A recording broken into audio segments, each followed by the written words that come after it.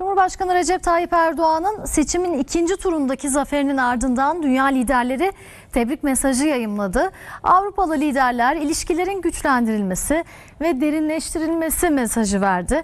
Rusya Devlet Başkanı yapıcı diyaloğun devam edeceğine vurgu yaptı. Amerikan Başkanı Joe Biden da NATO müttefikleri olarak ikili meselelerde birlikte çalışmaya devam etmeyi dört gözle bekliyorum ifadesini kullandı. Cumhurbaşkanı seçiminin ikinci turunu kazanan Recep Tayyip Erdoğan'a dünyadan ard arda tebrik mesajları geldi.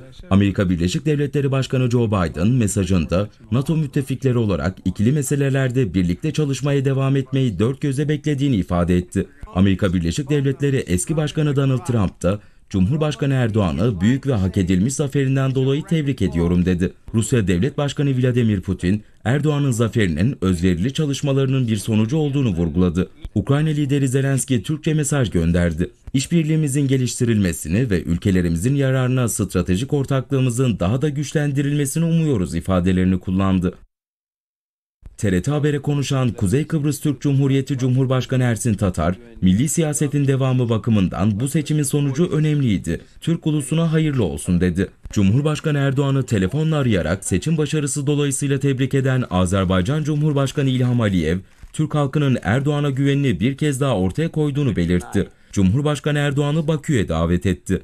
Avrupa Birliği'nden ilk kutlama Avrupa Birliği Konseyi Başkanı Charles Michel'den geldi. Michel, önümüzdeki yıllarda ilişkileri derinleştirmek için sizinle tekrar çalışmayı dört gözle bekliyorum ifadelerini kullandı.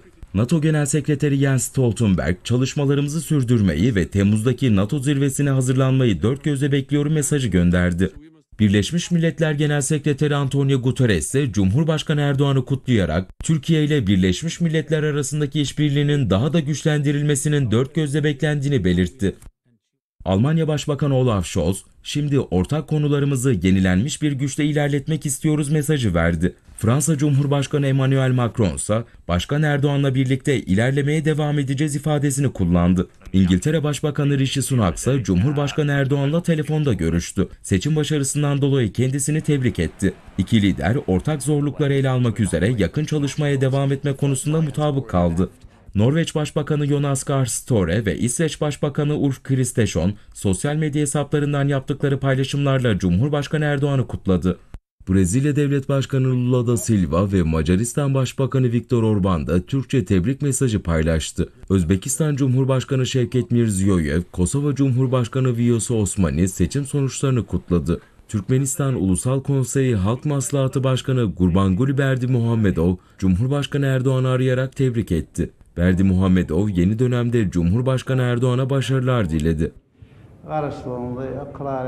Cumhurbaşkanı Erdoğan'ın seçim zaferini Katar Emiri Şeyh Temim bin Hamad Al Sani, Lübnan Başbakanı Necip Mikati, Pakistan Başbakanı Şahbaz Şerif ve Bosnalı Sırp lider Dodik de kutladı. Boşnak lider Bakir İzzet Begoviç, Irak Türkmen Cephesi Milletvekili Erşad Salihi ve Irak Parlamentosu Başkanı Muhammed El Halbusi tebrik mesajları yolladı.